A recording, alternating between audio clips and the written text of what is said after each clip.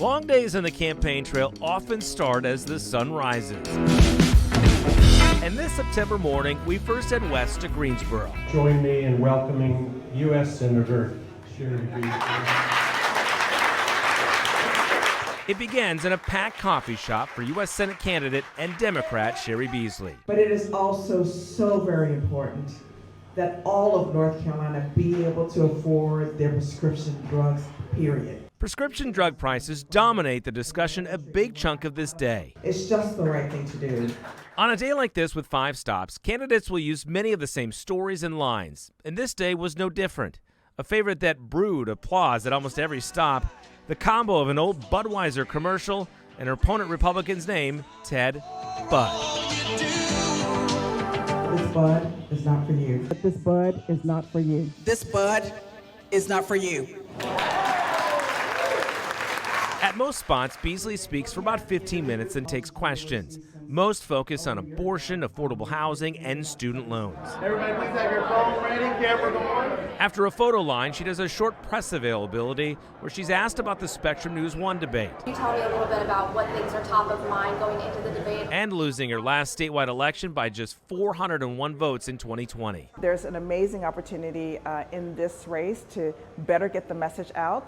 It certainly has a higher profile. It's at the top of the ticket. That was a down ballot race.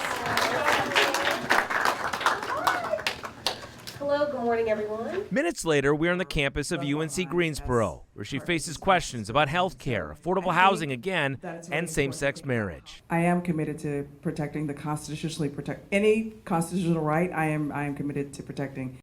I'm grateful, and it is a big deal when you share your journey with me and with each other. After lunch, we head to Acres Pharmacy in Gastonia.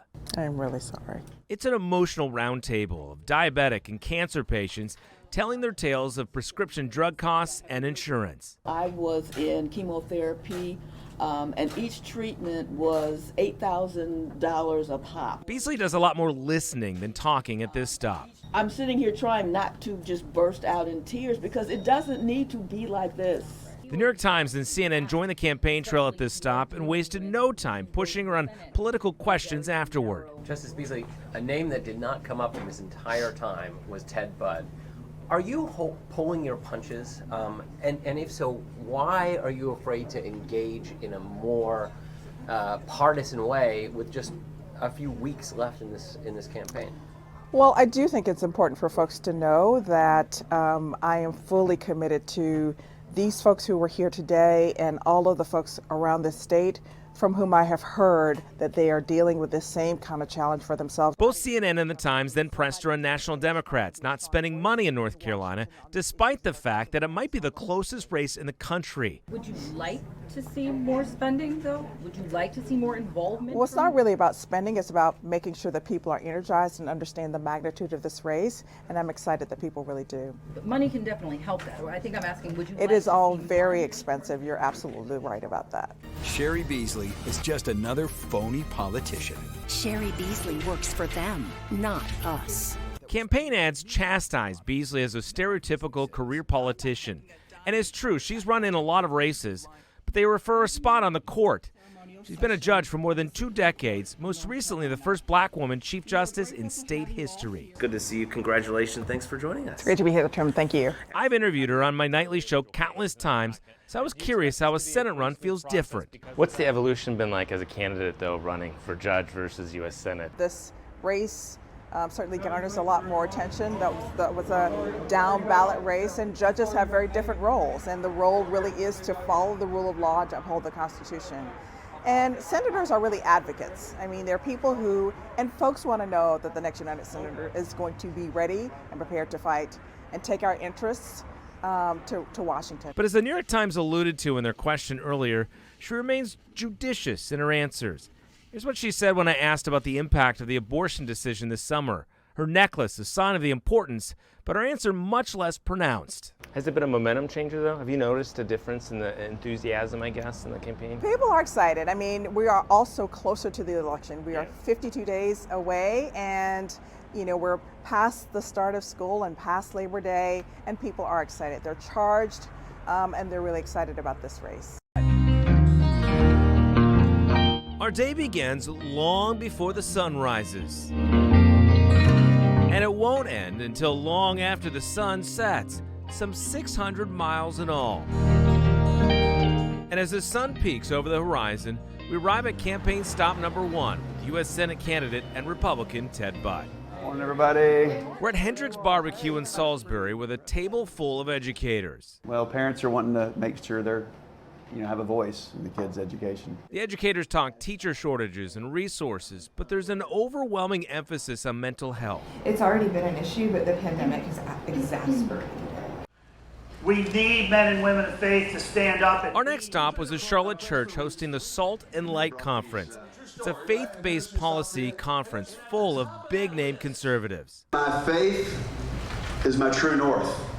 But at the same time, and while I don't shy away from that fact, even though sometimes that's politically expedient, wouldn't it be? I don't want to sell it as a political feature either, because that ain't pretty, is it, folks?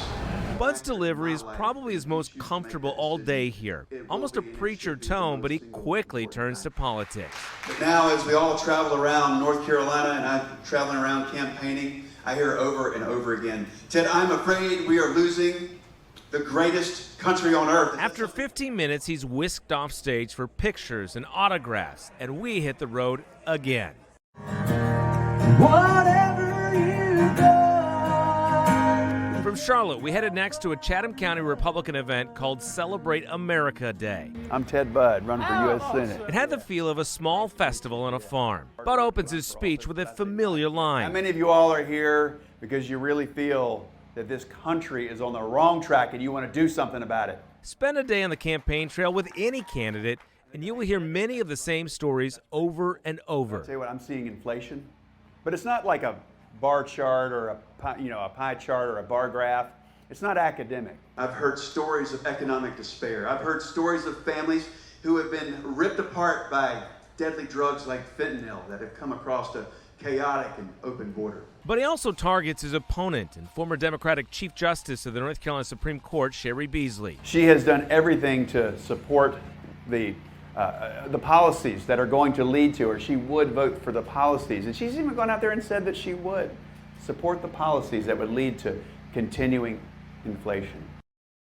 We're like somewhat 40-odd days or whatever. 45. But who's counting, Who's right? counting, right? Right. It was here in Chatham County I had a chance to chat with Bud. Is there a difference running for this? Do you feel it more intense than it was running for Congress? It is. Yeah, it seems exponentially more. I think everybody over elections forever have said this is the most important election ever. But I think every time it's true because the stakes get higher and higher. Early this year, most experts gave Bud a slight advantage in this race. We all support Sherry Beasley. But over the summer, Beasley campaigned very publicly and placed ads on TV seemingly nonstop. I'm Ted Budd, and I'm running to make life better. Bud largely stayed off the airwaves until late summer and held very few publicized public events. There has been criticism of you, especially over the summer when Beasley was out a lot more, that you've been running this quiet, sort of under-the-radar campaign. Yeah. Do you think that's true, or do you not buy that? Or is it by design? Look, she's the one that sat on her couch and filmed videos where I was actually doing my work in Congress, and I was in all 100 counties. And so we've been wide open. So I'd say it's for the lack of her paying attention. I am giving him my complete and total endorsement. A Trump endorsement fueled Bud's primary victory. And the night before this campaign stop, Trump was in Wilmington for Bud again. You're going to send the great Ted Budd to the U.S. Senate. You were with him last night. You're obviously not afraid of what that might mean to independent voters. You're doing a lot of events with, sort of home turf. We're here with Republicans. Yeah. Does that mean you believe it'll be more of a turnout election than trying to get maybe suburban moms? It's a both and. I mean, North Carolina, first of all, I'm not a political consultant. I'm a small business person that happens to be in office, and I'm out there trying to humbly ask for people's votes and work hard. I'm going to certainly talk to GOP and our Republicans because we have to have turnout. And even people that don't show up to events like a GOP event. And then we're going to talk to those who may still be undecided. And, the unaffiliateds are more and more here in North Carolina. And so we certainly want to ask for them. Political scientists call it a double-edged sword as the endorsement boosts the base, but Trump's approval ratings remain low, particularly in urban and suburban areas.